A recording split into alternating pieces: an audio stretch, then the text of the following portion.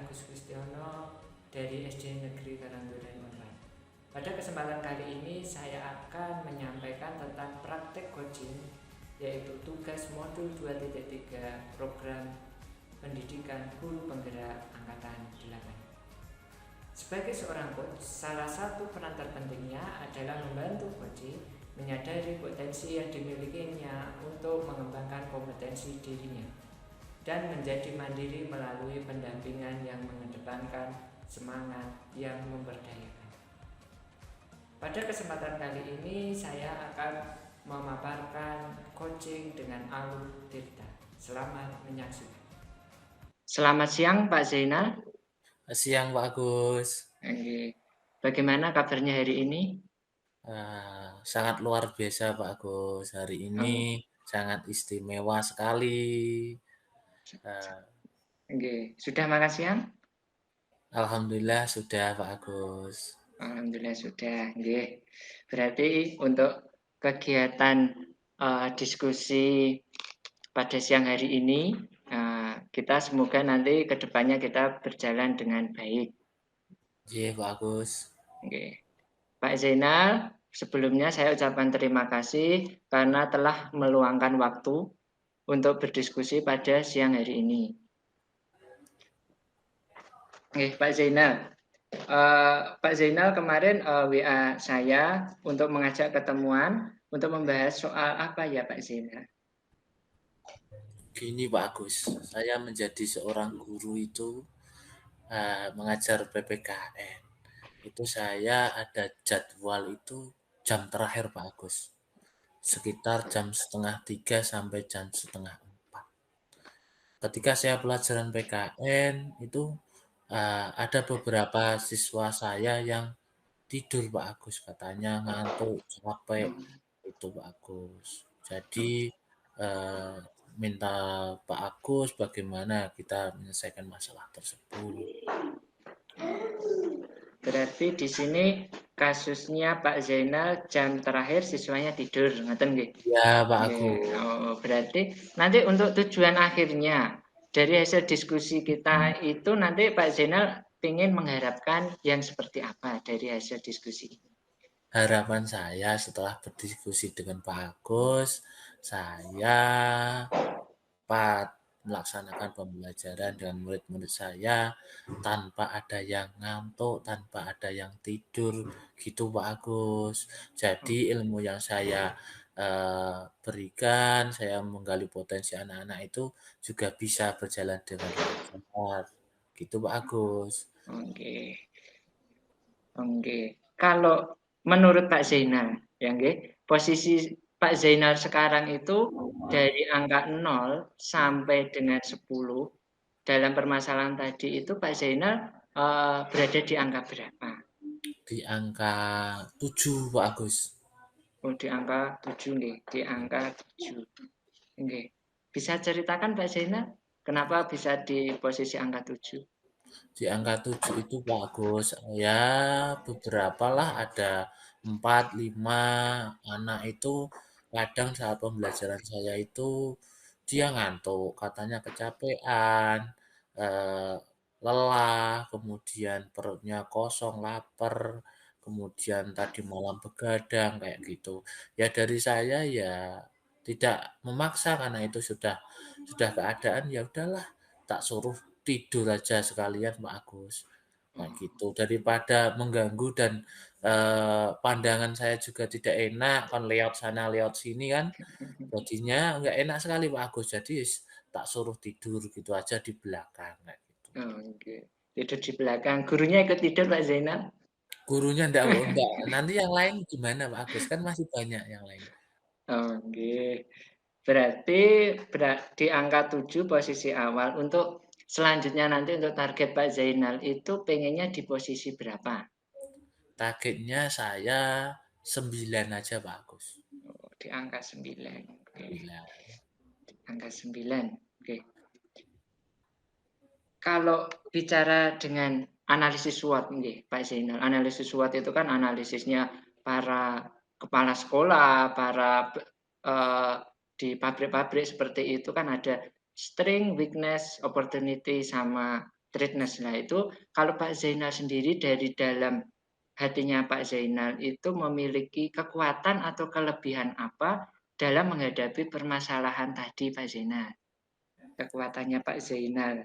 Kekuatannya itu kan saya sebagai seorang guru di kelas itu, sebagai sutradara kelas itu, Pak. Jadi saya harus mendesain kelas itu agar nyaman.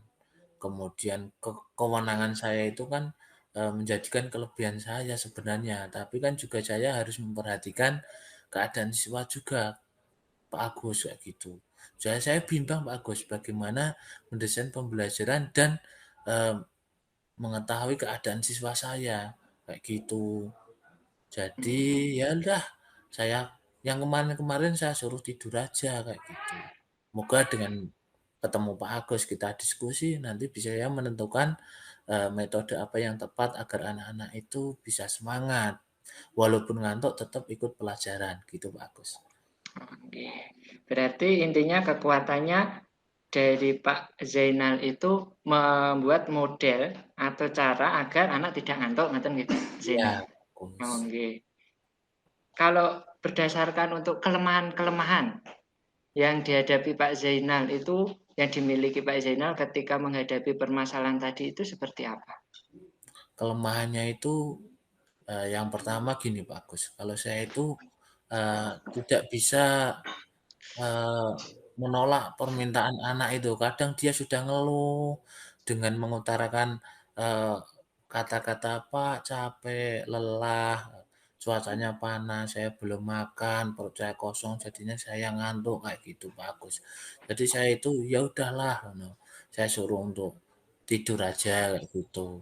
Yang penting nanti ketika ada tugas, ya mengikuti semampunya kayak gitu. Oke. Berarti berdasarkan permasalahan Pak Zainal tadi ada siswa yang ngantuk, seperti itu untuk kedepannya solusinya Pak Zainal itu akan membuat sebuah apa ya rencana atau uh, aksi nyata dalam bentuk seperti apa Pak Zainal? Saya pengennya itu gini Pak Agus, pembelajaran yang gimana ya, biar anak itu bisa semuanya aktif, biar senang, biar nyaman, rasa lelahnya itu hilang, itu pembelajaran yang saya harapkan kayak gitu bagus. Tapi saya belum belum bisa menentukan gimana ya caranya untuk mengatasi, eee, anak itu ngantuk, kemudian pembelajaran yang nyaman, menyenangkan, dan menggerakkan seluruh organ tubuh anak agar tidak ngantuk itu seperti saya belum menemukan, Pak Agus. Belum menemukan. Misalkan dari Pak Zainal sendiri, kemarin kan juga sudah kuliah di S1, sudah PPG, kemudian sudah seleksi dari P3K kan akhirnya diterima kan itu pasti dari segi nilai apa ya pedagogiknya kita dalam menghadapi apa murid bagaimana murid yang aktif bagaimana murid yang tidak aktif kemudian menjadi aktif itu seperti apa kemarin dari Pak Zainal sudah dapat ilmunya. Kalau saya biasanya Pak Agus kalau memaksa anak untuk, eee, tidak tidur atau ngantuk itu saya suruh ke belakang dulu cuci muka, kayak Hmm. gitu. Kemudian, saya mengasih ice breaking Pak Agus, Oh, ice breaking. disiplin. Nah, kemudian pembelajaran saya desain pembelajaran tapi sambil bermain Pak Agus. Oh, role play. Okay. Untuk ice breaking-nya bisa diceritakan Pak Zainal seperti apa ice breaking? Apakah seperti dengan anak SD atau SMP yang bikin anak-anak senang nyanyi-nyanyi seperti itu bisa diceritakan Pak Zainal? Ya, kalau ice breaking yang saya terapkan itu, eee, tepuk-tepuk kayak gitu Pak Agus, gerak dan lagu, perpindahan tempat kayak gitu Pak Agus. Belum ada ice breaking yang lebih lah Pak Agus, kayak gitu.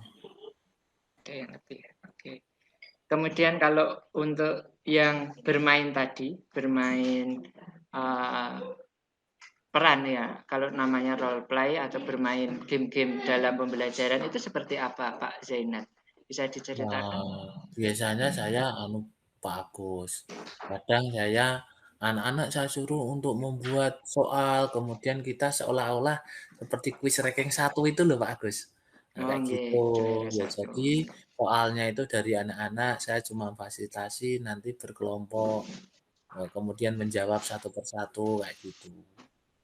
Ya, satu persatu. Oh nggih. Itu tadi. Berarti untuk desain pembelajaran agar siswa tadi aktif, kemudian senang, kemudian apalagi tadi hilang penatnya, Nyaman, nyaman seperti itu. Pak Zainal pengen membuat rencana apa? Sebuah pengennya gebrakan. gebrakannya saya yaitu Pak Agus, pembelajaran yang bisa diterima anak, pembelajaran yang menyenangkan, bisa semua bergerak, olah pikir, olahraga, olah jiwanya anak itu kan nanti ketika semua bergerak kan tidak ngantuk Pak Agus, kayak gitu, pengen saya. Adakah model pembelajaran nama sendiri, misalkan model pembelajaran Z, nah gitu kan lebih lebih apa ya, lebih mengena. Misalkan Z terdiri dari ini pembelajaran aktif, menyenangkan seperti itu bisa di apa ya, diungkapkan lah pembelajaran Z atau kasih nama kalau belum ada misalkan yang Discovery atau yang PBL gitu. Apakah ada seperti itu Kak Zainal? Ya, saya pembelajarannya aja, modelnya pembelajaran sambil bermain, kayak gitu aja, Pak. Oh, pembelajaran sambil bermain. Kemudian pembelajaran sambil bermain. Ada lagi mungkin yang lainnya? Pembelajaran Mmm, sambil bermain, apa ditambahi pembelajaran eee, sambil bernyanyi? Nah, ya nanti kan bermain sambil bernyanyi juga, Pak. Ada nyanyiannya, oke, gitu. Itu rencana saya, Pak Agus. oke, rencana. Ya, oke, bagus.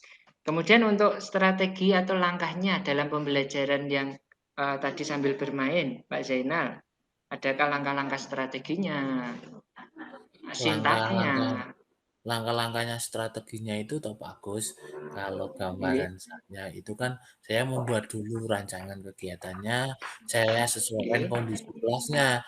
Karena kan, kalau ngajar di jam pertama, jam terakhir itu kan beda Pak Agus, jadi kan harus disesuaikan dulu. Saya rancang itu, kemudian ya pelaksanaannya di kelas bagaimana menggerakkan seluruh siswa agar tidak ngantuk, kayak gitu Pak Agus. Oh, dirancang. Rancangannya itu dalam bentuk apa, Pak Zainal? RPP atau yang lainnya? RPP Pak Agus, Oh, kayak RPP, gitu. RPP dengan judul eh, belajar sambil bermain, ngoten nggih intinya. Iya, belajar Ah, sambil oke. bermain yang menyenangkan. Yang menyenangkan. Untuk ini Pak Zainal, untuk jangka waktunya dalam rencana tersebut bisa ditarget berapa? Seperti itu Pak Zainal. Ya 2 minggu lah Pak Agus, untuk Nah, persiapan, pembuatan skenario RPP-nya, kemudian mencoba pelaksanaan, kayak gitu Pak Agus. Oke, 2 minggu. Kemudian untuk ini Pak Zainal, kan tadi waktu 2 minggu. Ya, setelah 2 minggu itu kan kita pasti ada evaluasi untuk capaian keberhasilan. Capaian keberhasilannya itu seperti apa Pak Zainal bisa diceritakan?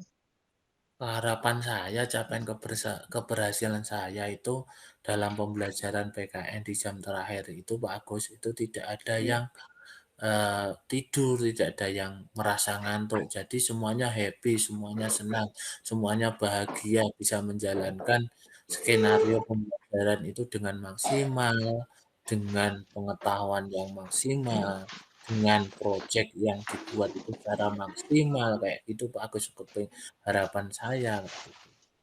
Oh, harapan nggih. Berarti indikatornya siswa tidak ada yang ngantuk, ngoten nggih Pak Zainal nggih. Iya, Ya, sip. Nggih. Kemudian dalam pembelajaran kan pasti ada harapan kita kan ada siswa yang ngantuk seperti itu. Ada 4, ada 3, ada 2 atau 1 kan seperti itu kan pasti ada. Semua siswa di jam terakhir tidak ngantuk gitu kan mesti Tidak mungkin Jarang lah, sekali pasti Pak ada Agus. satu. Iya. Inggih. Nah, seperti itu bagaimana ke depannya Pak Zainal jika sudah menerapkan pembelajaran yang sambil bermain dan bernyanyi tadi menyenangkan itu apa itu gagal di apa di jalan. Nah, seperti itu. Apa yang dilakukan nanti Pak Zainal untuk mengantisipasi kegiatan Hmm, tersebut? untuk solusi terobosannya, untuk mengantisipasi itu Pak Agus, saya mencari referensi di internet, di YouTube, ataupun eh, tanya-tanya kepada guru-guru yang lain bagaimana mendesain pembelajaran yang bagus, menyenangkan, kayak gitu, tidak ada yang ngantuk. Kemudian saya kalau kepikiran kayak gini Pak Agus, pembelajarannya tidak lagi di kelas biar tidak ngantuk Pak Agus. Berarti nanti Jadi tahap selanjutnya apabila gagal pembelajaran di luar kelas ngoten nggih Pak iya di Zainal? luar kelas saya Nah, ajak ke nggih. halaman atau ke taman ataupun kemana itu yang tempatnya lebih leluasa, lebih enak, nggak ada tempat untuk tidur Pak Agus. Wah, nggih. Seperti filosofi Ki Hadi ya, pembelajaran yang menyenangkan ya. Iya Pak Mengambil Agus. alam sebagai sumbernya ngoten nggih Pak Zainal nggih. Iya Pak Agus. Oke. Kemudian selanjutnya kan pasti kita sudah punya rencana. Rencana tadi gagal sudah diantisipasi apabila ada kegagalan. Kemudian komitmen-komitmen seperti apa yang Pak Zainal lakukan agar rencana tadi bisa berjalan dengan baik? Kalau komitmennya itu gini Pak Agus, saya terus mencoba, terus bereksperimen bagaimana pembelajaran saya itu anaknya tidak ada yang ngantuk, kayak gitu Pak Agus. Terus mencoba dan menjaga, eee, kestabilan saya dalam melaksanakan perubahan Pak Agus.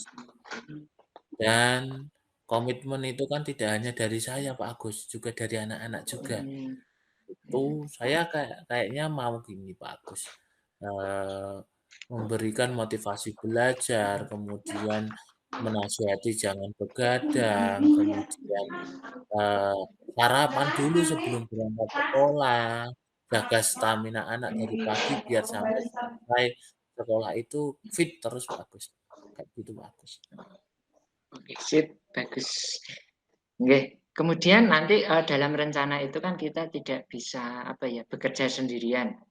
Nanti siapa saja yang terlibat dalam rencana Pak Zainal tadi untuk membuat pembelajaran yang menyenangkan seperti itu Pak Zainal.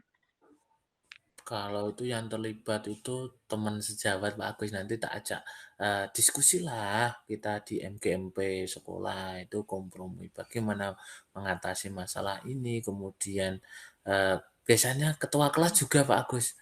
Di kelas itu kan bisa mengendalikan kelasnya, teman-teman yang ngantuk itu kan biar kasih tahu, "Nanti jangan begadang, besok sarapan," kayak gitu Pak Agus, dan menjaga staminanya untuk sampai nanti jam terakhir, kayak gitu Pak Agus. Dan Oh, berarti intinya seluruh siswa juga Pak Agus di kelasnya Pak Agus. Kan kita harus bareng-bareng semua antara guru dan siswa untuk mendesain, melaksanakan, mengevaluasi dari pembelajaran kita yang kita lakukan Pak Agus. Gitu Pak Agus. oh, oke seperti itu. Berarti yang terlibat di sini ketua kelas, kemudian rekan sejawat di MGMB, ngoten nggih Pak Zainal. Guru dan Nggih, siswa Pak Agus. guru dan siswa, nggih.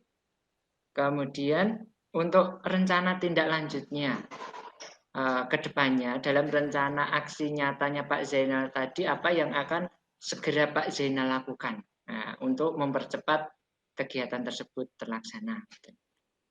Yang pertama saya harus mendesain dulu Pak Agus, membuat rancangan RPP dulu pembelajaran yang saya harapkan tadi Pak Agus.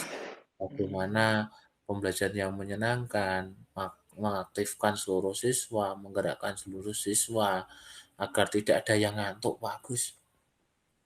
Dan Oke, memilih ice breaking yang tepat Pak Agus. speaking tepat. Oke. Oke, begitu Pak Zainal untuk diskusi kita pada kesempatan kali ini. Nanti untuk eh, kedepannya nanti bisa Pak Zainal WA, nggih, hasilnya bagaimana seperti itu, nggih. Tapi Boleh Pak Agus. sebelum saya akhiri di sini, bisa Pak Zainal, ceritakan sedikit kesimpulan kita diskusi pada siang hari ini itu seperti apa, Pak Zainal? Ya, yang pertama saya ucapkan terima kasih dulu kepada Pak Agus yang mau saya ajak sharing, berdiskusi tentang masalah saya mengenangani siswa yang ngantuk saat pembelajaran saya di jam terakhir Pak Agus. Kesimpulannya dari saya ya pembelajaran yang menyenangkan, mengasihkan, menggerakkan seluruh organ tubuh anak itu biar anak tidak ngantuk itu sangat perlu, sangat penting dalam pembelajaran di kelas Pak Agus. Kayak gitu Pak Agus. Ya nanti mohon bimbingan dan arahan dari Pak Agus untuk selanjutnya kalau ada masalah dan kendala selanjutnya saya menghubungi Pak Agus, kita diskusi lagi, kita berembuk bagaimana menyelesaikannya Pak Agus. Siap siap Pak Zainal. Tetap semangat nggih untuk memajukan pendidikan di Indonesia. Nggih, Siap Pak Agus. nggih. Terima kasih Pak Zainal atas waktunya. Sama-sama Nanti Pak Agus. nggih, saya tunggu kabarnya minggu depan. Ye.